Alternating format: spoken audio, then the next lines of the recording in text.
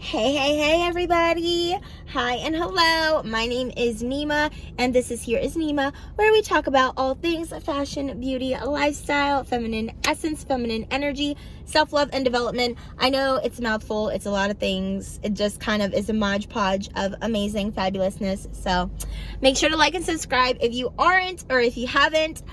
Guys, I just want to pop on real quick and share a message with y'all. I've been on the go. Today is Sunday. So I really just kind of wanted to, well, initially I wanted to go on live, but I'm having connection issues because I've been in the car most of the day and going here, going there, whatever. So that's okay. I just want to come on camera and share this message because this has really been on my heart. And you guys, you know that I have made content in the past about work kind of life balance, I guess, for lack of any other better term, and really just like work in alignment with your feminine energy and your feminine essence, and just the nature of your body as a woman, and how the way that our work culture, even when it comes to business, like hustle culture, has affected women, and how I guess we relate to work, just with this kind of 9-to-5 grind, 5 days a week, feeling guilty, taking sick time off, all of these different aspects, to where it's really just not conducive for us as women. Men can do it, and sure, a lot of men don't like it either, because it's not the way that human beings were supposed to live and earn a living for themselves. But that is a whole nother topic for a whole nother day. Mostly I wanted to come on and just share with you guys like something really sad that I've come to learn, just as I've been in the workforce. It's been about 5 years now. You guys know that I mostly have been in my teaching career, but even before then, I've done other work. I've worked so many jobs up to this point, and something really sad and interesting that I have started to realize, just from talking with so many women, is like work, and I know that men also have this too, it's just a society thing overall, but work takes up such a huge portion of our lives. And especially when you are not somebody who is conscious enough in this moment in time to understand how work really affects you and your psyche, and you know how you just move in your day-to-day life, and toxic work environments, just certain attitudes that we start to develop about work, and about, you know, basically surviving in work, which a lot of people are in survival mode. That is one aspect to it. Another aspect that I realize is a lot of people are just basically, their identities are so tied to their job, to where if they are not working for a period of time, they don't know what to do with themselves. And that is a really, really, really sad, depressing, scary place to be. I can honestly say at this point in my life, if I'm not working, like I'm talking about like at school, like working my job for a period of time, I have plenty to do. Oh, honey, I know exactly. I have a laundry list of things that I can do with myself, with my time. Anything from working on my projects, my business, you know, working on my YouTube channel, anything from rearranging my home, you know, going, like, there's just so many things. I mean, obviously there's so many things to do out here, going out, you know, spending time with friends and family, which most people do, you know, and that's great and that's fine. And, you know, we've got the whole weekend warrior thing where, you know, everybody's waiting for Friday, everybody's waiting for the weekend. And then it's like, okay, Monday's coming around again. Here we go again. But what I've come to see is like, there are a lot of people that honestly, besides the weekends and like hanging out with friends, spending a little bit of time resting, watching TV, zoning out, or catching a series or whatever, they really don't have anything that they do with themselves outside of that. And if they were to have to, say for instance, take their PTO at the end of the year, I have literally met people, even a girl my age, who have just opted not to do that, even though they're not going to be paid for it. They're not going to be gaining anything from not taking it, just simply because they don't know what to do with themselves. They might as well just work. It's like, well, I wouldn't know what to do. Like, I get bored when I'm just sitting at home watching TV, so I might as well just work. I have worked with people like this. I have met people like this, just in passing or in my day-to-day life, on vacation even. It's like, okay, yeah, you go away to vacation, you know how to do that, you know how to go out and have a good time with your friends, your family, your significant other, but what about when it's just you?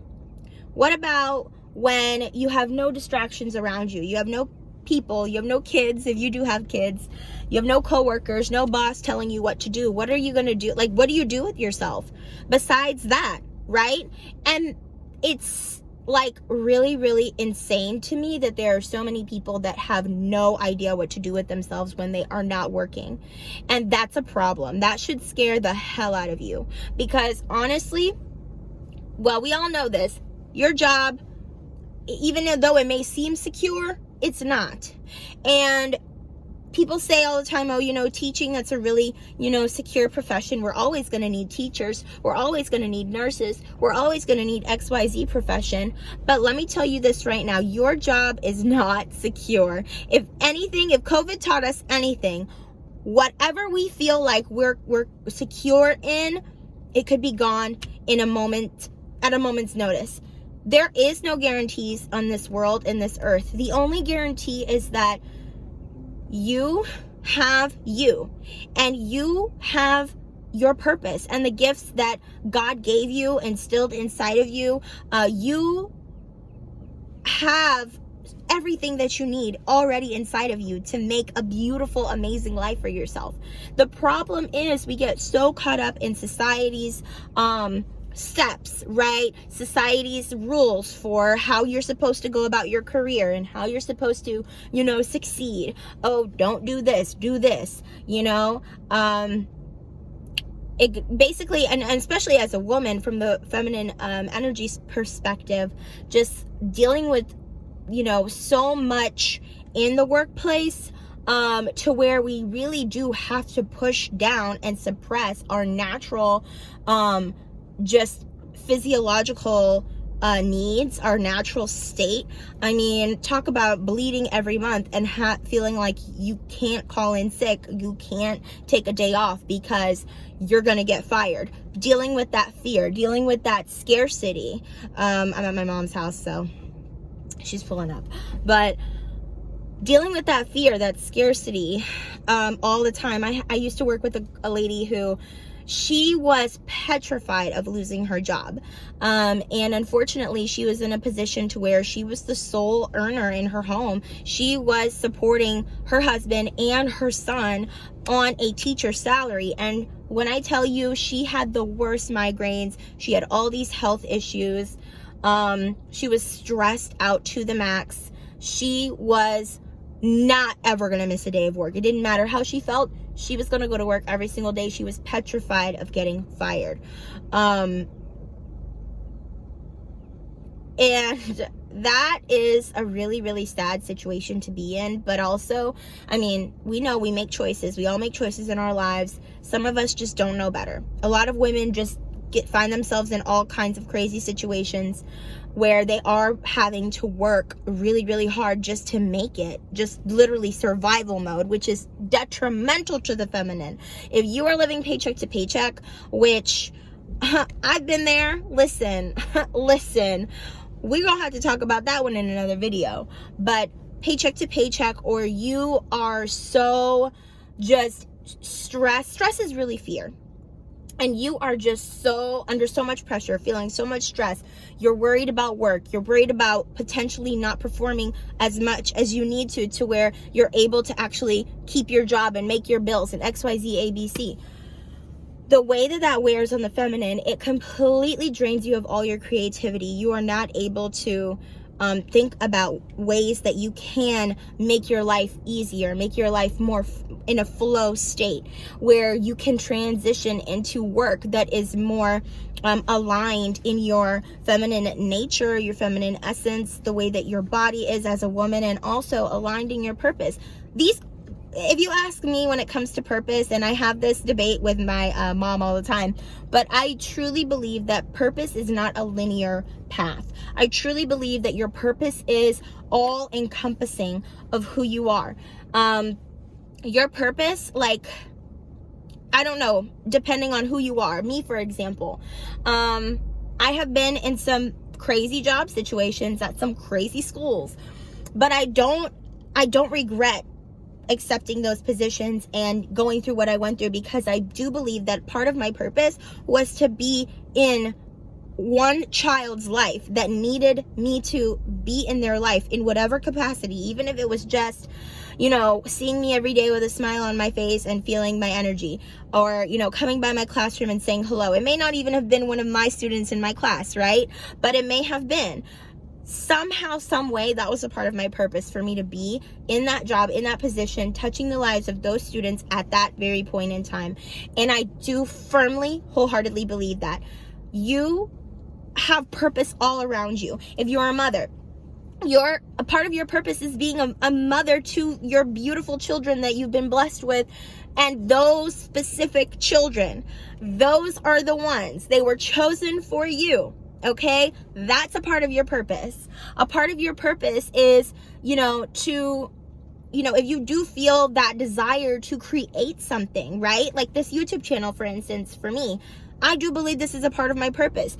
Is it all? Is it everything? No. I don't believe that your path and your purpose is linear. I do believe that it is all encompassing of who you are and what you do and what the imprint that you leave on this earth.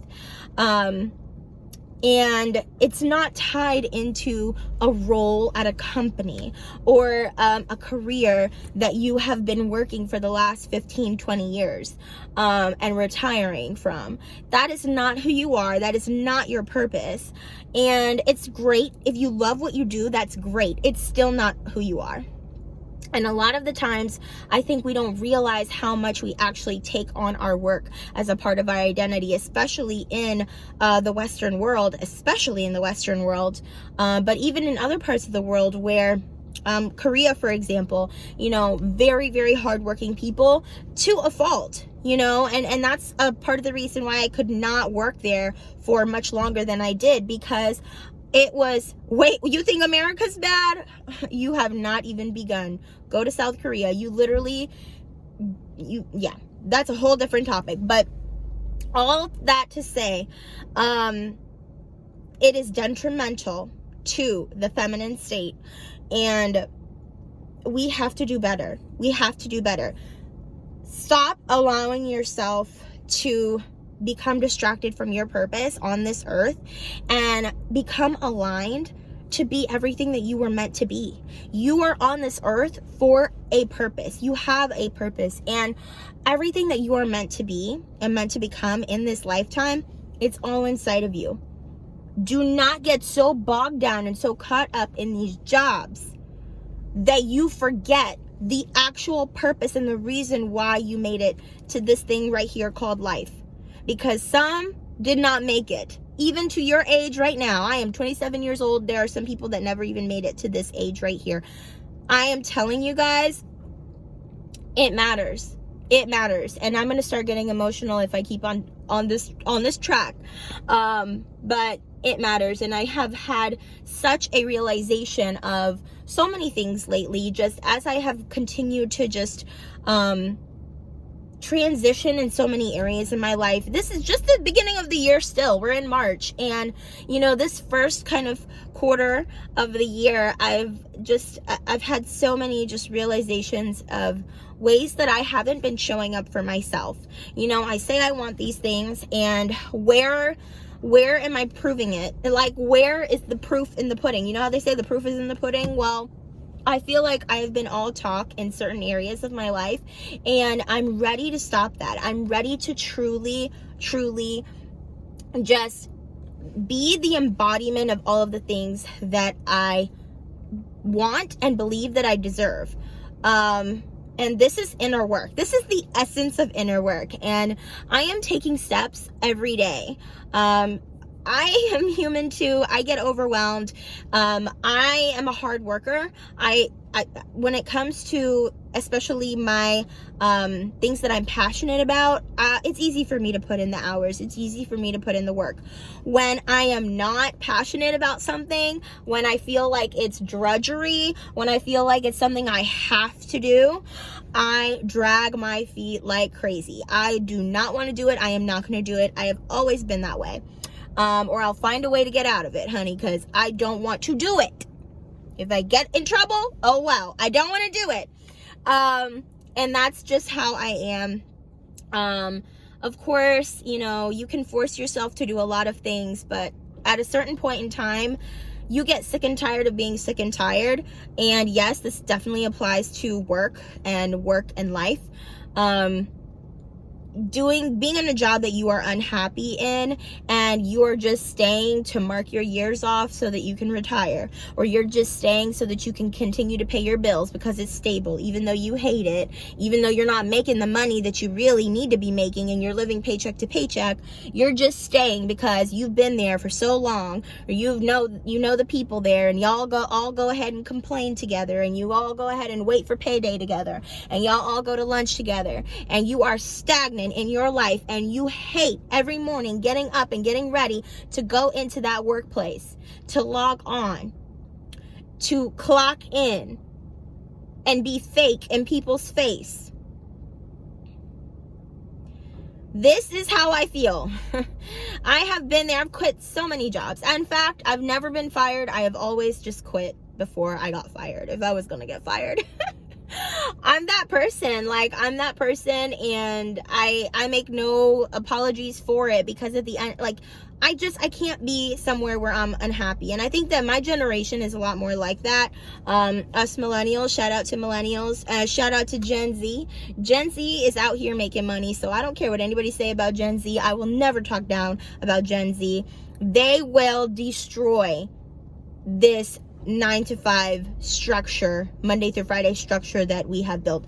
That generation, it stops with them, because by the time the Gen Zers get to be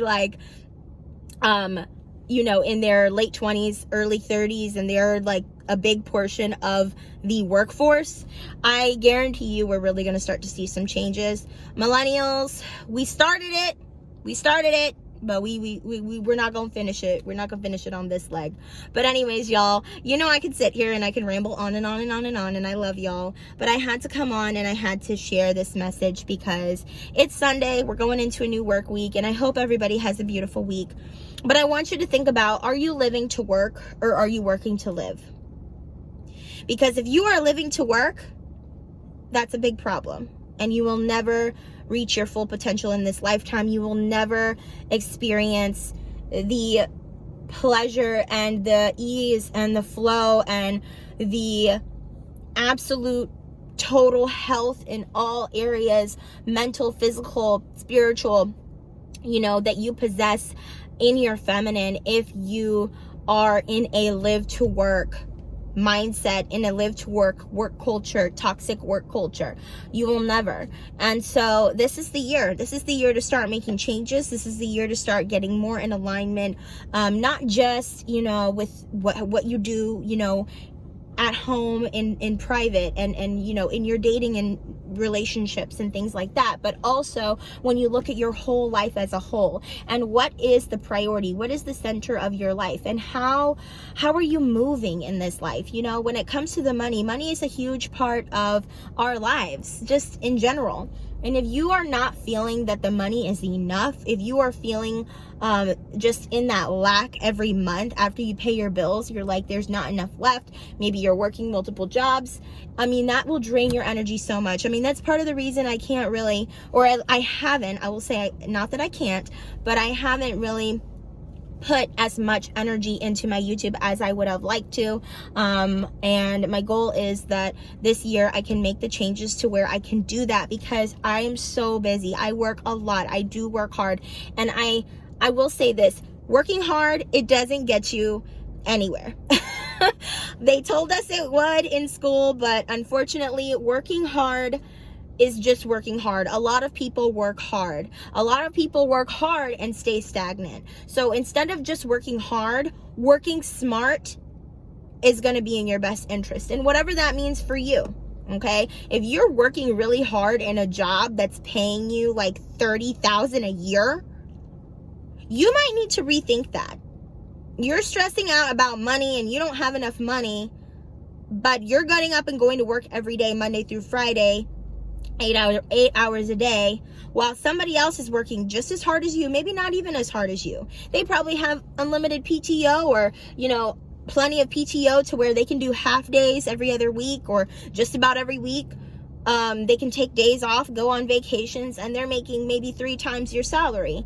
So yet they're still getting up every day just like you, going into work Monday through Friday, not even working as hard as you, and they have more than you. What do you need to do? Is it to finish that degree? Do that then. Is it to change job industry so that you can be in a field that gives you more flexibility, higher pay, and you're able to still live within your means but have more? Is it excess spending because you're trying to fill a void inside of you? I've met people like that. Shopaholics. You're making $35,000 a year. You shop like crazy. You're in debt like crazy. You make payments on things you can't afford. If you have to finance a pair of shoes, let me tell you something. You don't need those shoes. I mean, if somebody has to tell you and nobody's told you yet, you don't need them. If you have to get on Klarna and Afterpay to pay $6.75 every month to pay for the shoes, $10.97 to pay for the shoes every month, forget it. Let's stop doing this to ourselves. We are sabotaging ourselves. I have been really into Dave Ramsey lately, guys, because like I told you guys, my finances, that's one of the biggest goals that I have for this year, is to get my finances in order and in check and become more financially stable and healthy. I have been getting into Dave Ramsey because what I realized is my masculine container for money is actually really weak. I do have a budget, but I have a weak container. I need more structure to be able to keep my container strong. That way I can have more ease and flow in my life when it comes to the money part of it. And I'm going to be sharing more about that. I'm hoping to have like a debt party where I'll be kind of sharing a little bit about my journey with debt, about my my mindset about debt, and how I'm planning on paying my debt down. So that'll be coming up soon. But anyways, I am going to love you and leave you officially now.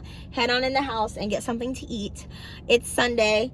Time for family, time for friends. I hope you have a beautiful Sunday, and I will see you guys in the next one. Bye.